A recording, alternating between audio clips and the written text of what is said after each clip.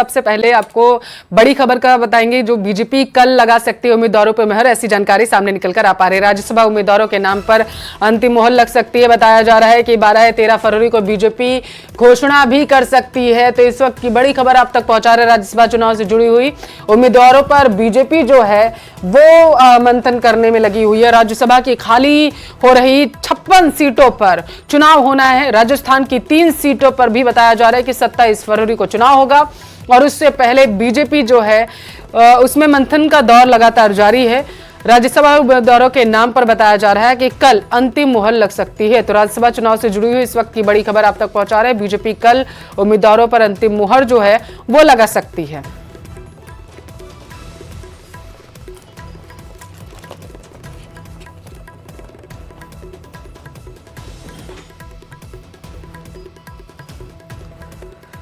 तो इस वक्त की बड़ी खबर आप तक पहुंचा रहे हैं। और राजस्थान की 3 सीटों पर भी 27 फरवरी को चुनाव होना है और इसी वजह से बीजेपी लगातार मंथन कर रही है कि आखिर कौन से वो उम्मीदवार हो सकते हैं जिनको भेजा जा सकता है। ज्यादा जानकारी लेंगे, संवाददाता टेलीफोन लाइन पर पवन जुड़ चुके हैं। पवन, 12 या 13 फरवरी को बीजेपी घोषणा कर सकती है उम्मीदवारों की, ऐसी सियासी गलियारों में अटकलें लगाई जा रही हैं। आपके पास क्या अपडेट? देखिए, आज जो है वो जो लोकसभा का आखिरी सत्र का आखिरी दिन है, तो ऐसे में बीजेपी के तमाम नेता वहां व्यस्त चल रहे थे लगातार। अब आज के बाद बीजेपी के तमाम जो बड़े नेता हैं वो फ्री हो जाएंगे और कल जो है वो बीजेपी के जो वरिष्ठ जो कोर ग्रुप है वो राज्यसभा उम्मीदवारों को नाम को लेकर चर्चा करेगा, क्योंकि 56 सीटें जो हैं वो राज्यसभा की खाली हो रही हैं। ऐसे में राजस्थान से भी उम्मीदवारों का चयन किया जाना बाकी है। तो ऐसे में कल शाम को जो है बीजेपी अपने राज्यसभा उम्मीदवारों को लेकर चर्चा करेगी और उसके बाद में 12 या 13 फरवरी को बीजेपी अपने राज्यसभा उम्मीदवारों के नाम की घोषणा कर सकती है। लगातार कई सारे नामों पर विचार किया जा रहा है। जो राज्यों से जो कोर ग्रुप ने जो पैनल बना के भेजा है, एक एक सीट पर 4 से 5 नाम राज्यों के द्वारा भेजे गए हैं, उन सब नामों को लेकर यहाँ कोर ग्रुप में चर्चा की जाएगी और चर्चा करने के बाद में 12 या 13 फरवरी को बीजेपी अपने उम्मीदवारों के नाम की घोषणा कर सकती है। और अगर राजस्थान की बात करें, क्योंकि बताया जा रहा है कि काफी लोग इस रेस में आगे हैं, राजस्थान की अगर बात करें तो किसका नाम सामने निकल कर आ पा रहा है?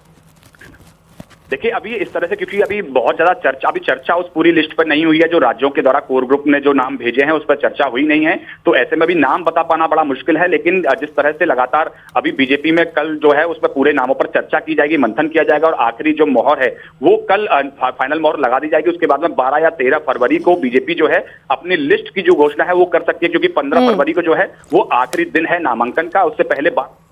ठीक है, बहुत शुक्रिया पवन तमाम जानकारी के लिए।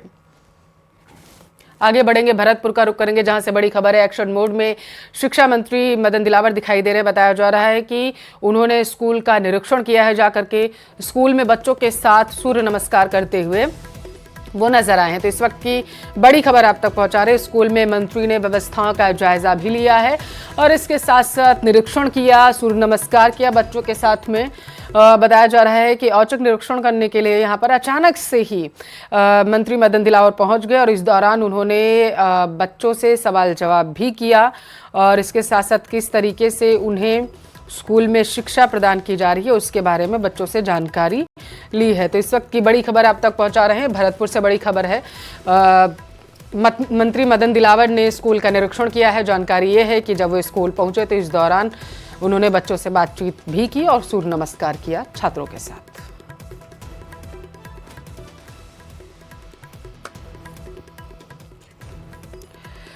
ज्यादा जानकारी लेंगे, संवाददाता टेलीफोन लाइन पर दीपक जुड़ चुके हैं। दीपक, शिक्षा मंत्री को अपने बीच पाकर कैसा महसूस किया बच्चों ने?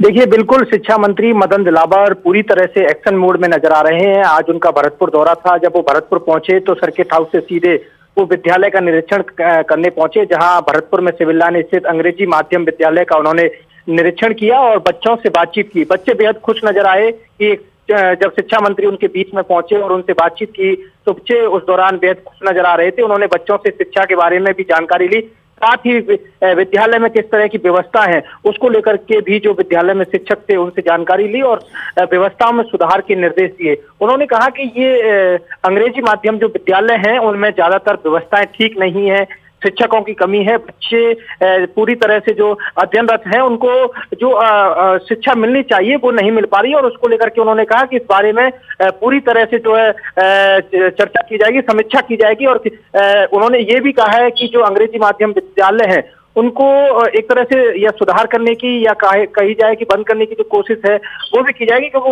उनका ये कहना था कि विद्यालय में बच्चे तो हैं लेकिन शिक्षकों की पूरी जो व्यवस्था होनी चाहिए वो नहीं है। और उसके बाद उन्होंने विद्यालय में निरीक्षण किया, इस दौरान उन्होंने कई व्यवस्थाओं को भी देखा। जी ठीक है दीपक, बहुत शुक्रिया जानकारी के लिए। यहाँ के जो अध्यापन कराने वालों का स्तर है, यानी शिक्षकों स्तर अच्छा पढ़ा रहे हैं, अनुशासन है, लेकिन क्योंकि इंग्लिश मीडियम स्कूल है, इसमें सभी टीचर इंग्लिश मीडियम की होनी चाहिए थी, ये नहीं। मैं समझता हूँ कि ऐसे विद्यालय हैं उसमें सभी इंग्लिश मीडियम के स्कूल होना चाहिए। पूर्ववर्ती सरकार ने, यानी कांग्रेस सरकार ने महात्मा गांधी स्कूल का टैग तो लगा दिया। भरतपुर के बाद एक और बड़ी खबर आप तक पहुंचाएंगे। खनन विभाग से इस वक्त की जुड़ी बड़ी खबर है। बजरी संकट पर खनन विभाग की गंभीर लापरवाही सामने आई। विभाग की अवैध बजरी को ड्रोन डीजीपीएस सर्वे रिपोर्ट फर्जी पाई गई है। माइंस विभाग का ड्रोन डीजीपीएस सर्वे पूरी तरीके से फर्जी निकला, ऐसी जानकारी है। ड्रोन डीजीपीएस सर्वे से बीसलपुर में 16 लाख मैट्रिक टन अवैध स्टॉक जो है वो रखा गया। इसी सर्वे से सरकार ने आनन फानन में बजरी आपूर्ति पर रोक लगा दी थी। बजरी सप्लाई पर रोक से प्रदेश भर में बजरी का संकट गहरा चुका है। अब विभाग ने बताया है कि 1 लाख मैट्रिक टन अवैध बजरी का स्टॉक जो है वो होगा। तो रोक लगने के बाद से बाजार में बजरी की कीमत ने आसमान छू लिए थे। फर्जी सर्वे रिपोर्ट के कारण जनता की हजारों करोड़ रुपए की जेब जो है वो कट गई। महंगी बजरी बेचकर बजरी माफियाओं ने करोड़ों रुपए हालांकि इस दौरान कमा लिए। फर्जी सर्वे करने वाले माइंस विभाग अधिकारियों की गंभीर लापरवाही थी। ज्यादा जानकारी लेंगे, संवाददाता टेलीफोन लाइन पर राकेश जुड़ चुके हैं। राकेश, लापरवाही किसी की भी हो लेकिन नुकसान तो आम जनता का हुआ ना, इससे क्या कुछ जानकारी?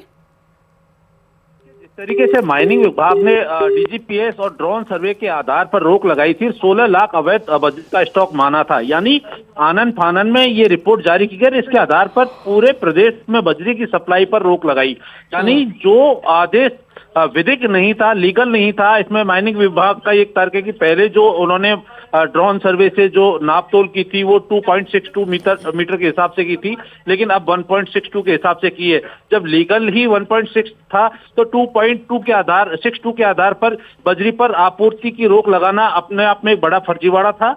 निश्चित तौर पर जो माइनिंग विभाग के जो अधिकारी हैं, इससे सरकार ने रोक लगा दी और पूरे प्रदेश में बजरी का संकट खड़ा हो गया। साथ ही जो इंफ्रास्ट्रक्चर का काम था उस पर भी बड़ा जो है नुकसान इसको हुआ है। साथ ही जिन बजरी माफिया के पास अवैध स्टॉक जमा था उन्होंने ऊंची कीमतों पर जो है ये बजरी बेच दी। अब सवाल ये उठता है कि जनता ने जो महंगी बजरी खरीदी, जो हजारों करोड़ों रुपए की बजरी का कारोबार प्रदेश भर में होता है, दूसरे राज्यों में भी राजस्थान से बजरी जाती है, अब अचानक माइनिंग विभाग ने अपने ही जो सर्वे है उसको फर्जी माना है और उसको अब 16 लाख। नजर बना रखना राकेश, आगे जानकारी लेंगे। फिलहाल के लिए शुक्रिया।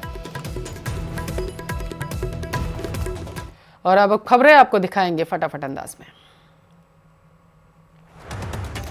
राम मंदिर